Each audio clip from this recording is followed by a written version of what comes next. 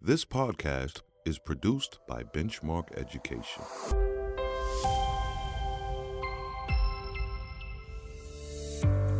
Any language is a system, so how can we teach it like one? And how do we differentiate within that system to meet the needs of all our students, from our most advanced readers to our most fragile ones? I'm Kevin Carlson, and this is Teachers Talk Shop.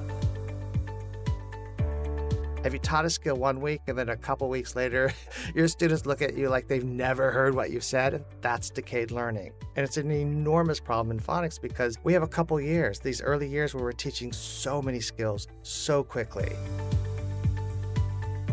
Explicit, systematic phonics instruction has scientifically proven benefits, and it can also allow for what each student needs. To talk more about this is Wiley Blevins. Wiley is the author of numerous best-selling books about phonics and reading, and he's joined by Wendy Murray, publisher of the PD Essentials line at Benchmark Education. Here, Wiley answers some questions from teachers just like you. Our first question comes from Sammy Lascaris, and she asks, why can't my phonics instruction be based on the leveled books my students are reading? I get asked this question a lot. And when we talk about phonics instruction, and certainly when we read the research around phonics instruction, the two terms that keep bubbling up to the surface are that the phonics instruction should be both systematic and explicit. And yes, you can certainly be explicit in your phonics instruction when you're using leveled books, but it's the systematic part that is missing, and that is where the problem lies. In order for us to be systematic, we need to have a defined scope and sequence. And that scope and sequence really creates the spine of our instruction on which all our other activities are based. There's a lot of conversation about what that scope and sequence should be. In fact, I'm asked all the time, what's the right scope and sequence? What should I be using, Wiley? And the reality is there is no right scope and sequence, but there are scope and sequences that are smarter. For example, a scope and sequence that goes from simpler to more complex skills, and that separates confusing letters and sounds. That is what I would consider a smarter scope and sequence. A scope and sequence is also very strong if it goes from the known to the new in very easy, small steps that make that new learning more obvious for a young learner. So, for example, I often see in kindergarten classrooms that I visit, children are working on learning their basic letter sounds, and they're reading simple CVC short vowel words. So for most of the year, it's one letter, one sound. Very, very simple. The next skill in the scope and sequence is often what is called final E or silent E, like the word take. And when you think about it conceptually, it's an enormous leap to spend months and months and months learning one letter, one sound, and then all of a sudden you're confronted with a word where there are two letters in the word that are acting together as a team to make a new sound, and the letters aren't even beside each other in the word. It's sort of like, how cruel is this system? That's an enormous conceptual leap. So what I like to do, and what I think a really smart scope and sequence will do, is they will write a word that a student knows, like the word hat, using skills that they have already learned. And then underneath it, I will write the word hate with the new skill. I will read both words and then engage children in a conversation about what they observe about these words in terms of how they sound and what they look like, how they're spelled. And that is how I introduce that new concept. Then I can explicitly state this new sound spelling and that it stands for the long vowel sound and so on. So a really great scope and sequence takes advantage of these, the known skills and these very small leaps, and taking into account how we get children to make those conceptual leaps in ways that make the new learning obvious and easier to understand. The great thing about having a defined scope and sequence, instead of it being based on your level books, which can be very random, is that when you have a defined scope and sequence, you know what to cover at each grade. You can assess children and know, are there skills that they should have mastered and they haven't yet? And you can fill in those holes to build a stronger foundation. Because remember, phonics is one of the key foundational skills. You can also look at the scope and sequence and see, are there students who have mastered most of these skills? So then I can move them further in that phonics continuum and really meet them where they are and what they need in order to progress more rapidly in reading. So a defined scope and sequence is really the hallmark of systematic phonics instruction because it provides the spine of all that instruction. Yeah, and it seems too like when you talk about a defined scope and sequence, it's assuring the correct breadth that a child needs as he or she Absolutely. learns to read and write, and also that leveled books are wonderful and they have their purpose, but they really weren't designed as a system for teaching phonics. No, So no, even though there's a systematic feel to them, they were never intended to fit like a glove into phonics instruction. no, because the criteria on which leveled books are created doesn't take into account the spelling patterns in those books.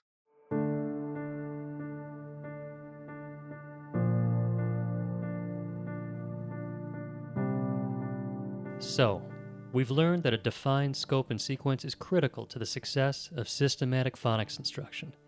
But how does that let you differentiate your teaching to help all your students get to mastery? That's coming up after the break. If you have a question for the Teachers Talk Shop podcast, you can email it to info@teacherstalkshop.com. You can even record it as a voice memo on your phone and send that to us if you like. Now, back to Wiley. Our next question comes from Valerie Kim, and she says, can you be systematic and still not meet the needs of your students, though? Like, is being systematic a cure-all, or you can still, have to differentiate? Yeah, I see it all the time. You can have systematic instruction and not meet the needs of your students because a great phonics scope and sequence and a great system has a built-in review and repetition cycle. And this is another issue with using leveled books. You can introduce a skill in a book because there are a lot of words with that skill that your students will need in order to access the words, but they might not see that skill much in upcoming books. So that instruction that you did on this particular day or this particular week might not be followed through. And so that initial learning, because you don't get to mastery right away with phonics, that initial learning can begin to decay. And so we don't get the impact on students reading and writing. Great systematic phonics instruction has a built-in review and repetition cycle. So when I introduce a new phonics skill to my students, I make sure for the next 4 to 6 weeks, I do purposeful and systematic review and repetition. I build in exercises in the blending and the dictation and the stories that we're reading. I'm looking at students' application, the writing, and so on, because for most students, it takes that long for them to get to mastery. The consistent work on a skill. They don't learn it, most students, in just a week or a couple exposures. And so by building in this review and repetition cycle, I can ensure that all children get to mastery so that they can then transfer the skill to all their reading and writing experiences. And that is our goal. And to get there faster, if you don't have enough review and repetition, the learning can decay. And one of the biggest issues in phonics instruction that we don't talk enough about is decayed learning. If we don't hold on to the skill long enough after the initial introduction, that learning can start to dissipate, to disappear. I ask teachers all the time, have you taught a skill 1 week and then a couple weeks later, your students look at you like they've never heard what you've said and they all nod their heads. That's decayed learning. And it's an enormous problem in phonics because we have a couple years, these early years where we're teaching so many skills so quickly. And a lot of times what I see is, one skill 1 week, we go to a new skill the next week. We're marching through these skills because there's so many skills on the standards. And the result is we're getting exposure-focused learning and not mastery learning. So that review and repetition cycle helps you build mastery. Mm-hmm. Wiley, many teachers are doing this work during the guided reading time, and they're trained to use the leveled readers. Should decodable text be a more pronounced part of this work, though? That's right. Okay, so let's unpack that because there are a lot of things there. The first issue is the decodable text. You absolutely have to have decodable text in your phonics lessons. So if the only instruction students are getting is during a small group lesson that's book-based, there's no decodable text there. And so when we look at the books, especially the early levels like levels A, B, C, D, there are very few short vowel words in those books. They're pattern books and they're using a lot of sight words and story words and what have you. But if you look at the kindergarten state standards or the Common Core standards, children have to master short vowel CVC words in kindergarten. So there's a mismatch between the expectation, the state standards, and the reading materials that we are providing our students. So decodable text, or what I call accountable text, where there are a high percentage of words that we can hold students accountable for based on the phonics skills we're teaching them and some of the sight words that we're teaching them. has to be a component in a phonics lesson. And it's tied to the other issue that you brought. If your phonics instruction is only happening during small group, that raises a lot of issues. And this is the hardest thing for a lot of people to wrap their heads around. Phonics, it requires a multi-tiered instructional approach. So you do need time where there's whole group phonics instruction, where you are exposing children to all the grade level skills. Because one of the biggest issues I see is that sometimes teachers will assess students, and if you have students who are below level, for example, maybe there's some previously taught skills they haven't mastered, they will put them in a lower place in the phonics continuum. And so they march through those skills, but by the end of the grade, they only are exposed to a small portion of that grade level skill. So they go to the next grade already behind. So all children need to be exposed to grade level skills during some whole group instruction. Those lessons can be brief, but they also need to have some decodable text. Now, you'll have to manage your expectations for students who are at different levels. So providing whole group instruction doesn't mean it's one size fits all. It needs to be differentiated. So for example, if you're doing, you're providing a big list of words that you're having students read during blending, maybe those students who are lower in the phonics continuum, you only hold them accountable for a small set of those words. And maybe those are the words you only hold them accountable for when you're doing dictation or you're doing word building. And when you read the decodable, it might be too difficult for them at that point. So maybe they first listen to it on the computer, follow along, maybe click on some words to hear them to sound it out before they get to the whole group lesson. Do you see what I'm saying? If children are above level, they're further in the phonics scope and sequence. You can introduce the skill and add some more sophisticated words using that skill to the lesson to benefit them. If you're reading a decodable book, maybe they only read it once. So you can check that they've mastered it. And then the second time that the children read it, maybe that next day to build fluency, you don't have them reread it because it's a waste of their time. You can use that time to teach a skill further in the scope and sequence. So that's what I mean by multi-tiered instruction. You have your whole group instruction, where you're exposing children all the skills, and then during small group is where you meet them where they are. So if there are some lower level skills they haven't mastered, you're filling in those holes to build that strong foundation. If they've already mastered a lot of the skills that you're doing, you move them further in that continuum. That's why having a defined scope and sequence, that phonics spine, is so helpful, because I can plug them in to a place in that continuum and then just keep moving them forward. It makes instruction very, very simple, and every child gets their needs met when you do the multi-tiered approach. Wiley has talked about how you can differentiate your teaching within your systematic phonics instruction. So how much time should you allow for it? We'll find out after the break. Interested in learning more? Benchmark Education is releasing Wiley's new professional development book on phonics in September 2020, titled Meaningful Phonics: Fine-Tuning the Powerful Practices That Maximize Student Learning. This book simplifies the complexity of phonics and helps educators take their foundational skills instruction to the next level. Go to benchmarkeducation.com/PD Essentials to purchase your copy today. Ryan asks, doesn't systematic mean that all students have to be on the same page when it comes to No. instruction? No. And how will that work for my students? So it does sound like there's a lot of differentiation that goes on with systematic phonics. It has to. And that It the has teacher to. needs ways to kid watch and assess throughout. One of the biggest criticisms that people have about having a defined scope of sequence is this, everyone's on the same page at the same time. That is not what having a defined scope and sequence means at all. It's just your spine, and you expose children, you place them where they need. All these things are happening simultaneously. Keep in mind that phonics instruction, the bulk of it's happening in those first 2 years. We need to get in there, get it done, do it well, and move on.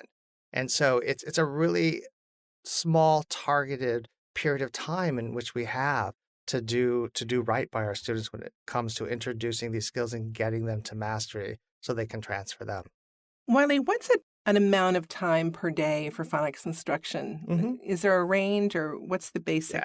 Yeah, I get asked this all the time. And it's the hardest question to answer because so many school districts have clearly defined literacy blocks, and they've partitioned off.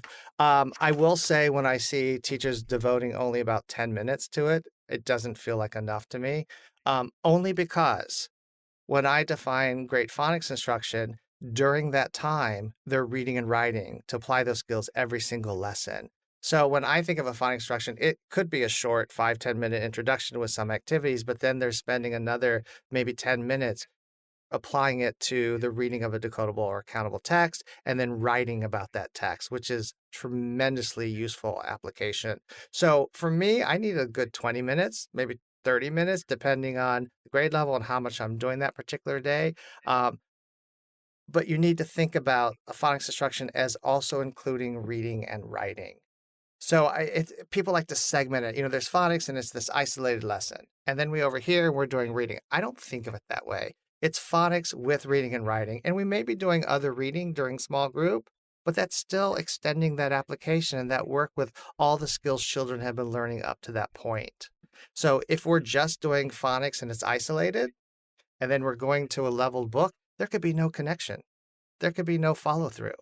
And I see that a lot. So the impact of that instruction is minimized. And we know that the kinds of follow-up reading we give children after a phonics lesson has a tremendous effect on the effectiveness of that lesson. So tons and tons of reading, tons and tons of writing in a phonics lesson and as follow-up to the phonics lesson is absolutely essential in kindergarten and first grade. That's a great point, Wiley. Thanks. After the break, Wiley summarizes what he shared about systematic phonics instruction. If you want Wiley's 3 takeaways from this show sent straight to your inbox, sign up for our updates at teacherstalkshop.com. So the 3 things I want teachers to know about systematic phonics instruction is that 1, you need a defined scope and sequence. The second thing is that you need built-in review and repetition. And the third thing is for phonics to really be effective, you need a multi-tier system where students are being exposed to grade level skills during whole group instruction, but you're continuing to meet them where they need during small group instruction. Thank you, Wiley. Thank you, Wendy. And thank you for the questions, Sammy, Valerie, and Gina. Next time on the Teachers Talk Shop podcast, I need to know very quickly if there are any issues with building that foundation. I can't wait to mid-year. I need to make those course corrections. I need to modify the whole group and the small group instruction very quickly to make sure every child gets to mastery.